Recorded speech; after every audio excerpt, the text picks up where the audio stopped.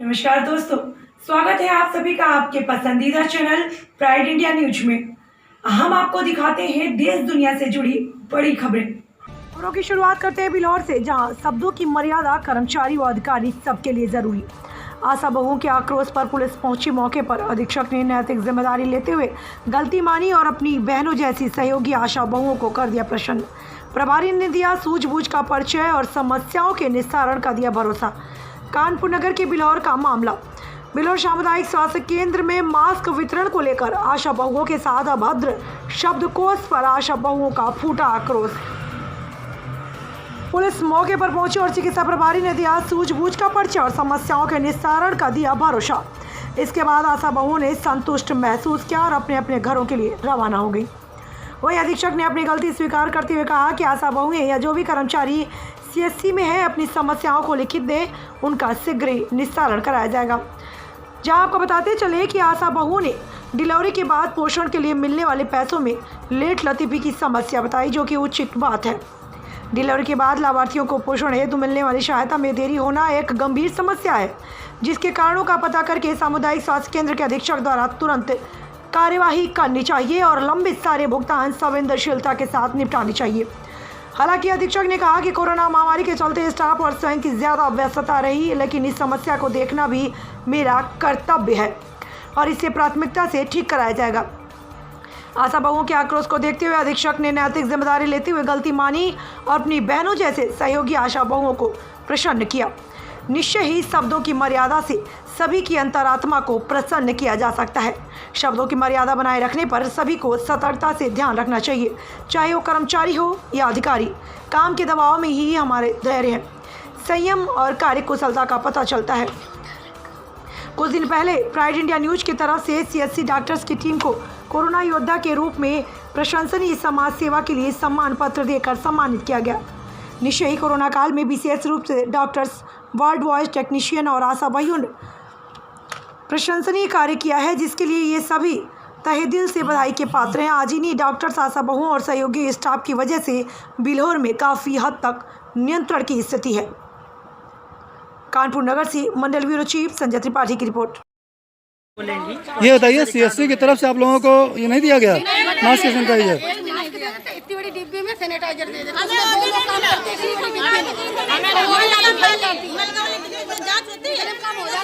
तो हम लोगों को कहते हैं कि मीटिंग में हम कहते हैं कि आना है। जब वो सारी आशाएं आ जाती हैं तो उनको जो थोड़ा सा सामान दिया जाएगा, 4 आशा दिया जाएगा और बाकी लोगों को नहीं दिया जाएगा तो वो नाराज नहीं होगी। हम 50 क्या चाहते हैं आप लोग, क्या चाहते हैं? चाहते क्या हैं? नहीं, आप लोग क्या चाहते हैं? क्या चाहते हैं? अपनी गलती माने ना। अगर उसके हम 4 जूते मार दे जाए तो क्या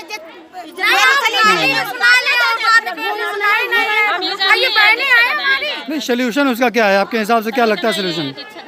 हमारा काम सही से होना चाहिए, स्टाफ बदलना चाहिए। हम लोग मरीज लेके आप दस्ताने स्टोर से ला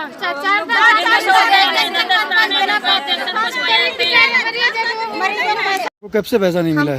हमको अप्रैल का मिला है और मई को मिला। हम झूठ नहीं बोलते हैं। हम जो पैसा मेरे अकाउंट में आया है वो हम बता रहे हैं। कोविड-19 का 2 महीने का आ गया, अब जून का भी आने को है। हम लोग इसलिए इकट्ठे, हमको इकट्ठा किया गया था। क्या मामला है? फोन किया था कि सब लोग आइए, आपकी मीटिंग है। हाँ। हम लोग आए, वहाँ पे इतनी कम से कम 200 व्यक्ति इकट्ठे हो गए। आशा बहुएं, सभा संजनी थी, एनएम थी, सर भी थे, पूरा स्टाफ था। हाँ। जब इतनी भीड़ हो गई, हाल में एक ही हाल में सब लोग अंदर थे। वहाँ पे पैर रखने की जगह नहीं थी, इतनी भीड़ थी। जब सर ये जान रहे हैं कि शिक्षा बांट रहे, तो जब इतनी जानलेवा बीमारी किसके क्या है, क्यों भीड़ लगवाई? थोड़े थोड़े लोगों की मीटिंग करना चाहिए थी, नहीं करी। और फिर भी इन्होंने सबको घसोर के 10-20 लोगों को मैडम जी दे गई अपने हाथ से। और फिर ज्ञानेंद्र भाई ने पकड़ लिया। कौन मैडम जी आया था? रचना सिंह आई थी। हाँ, उन्होंने मतलब अपने हाथ से जिनको दिया उनको मिल गया। ज्ञानेंद्र भाई ने पकड़ लिया, वो मतलब 2-4 लोगों को दिया, अंदर लेके सर के पास गए। दरवाजा बंद कर लिया, सब लोग घेर लिया कि सर हमको भी दो, हमको भी दो, हमको भी दो। जो डिलीवरी का पैसा सितंबर तक के लाभार्थी दौड़ आप यहाँ आशा बहु हैं? हाँ। क्या नाम है? सन्ना चौरसिया। हाँ?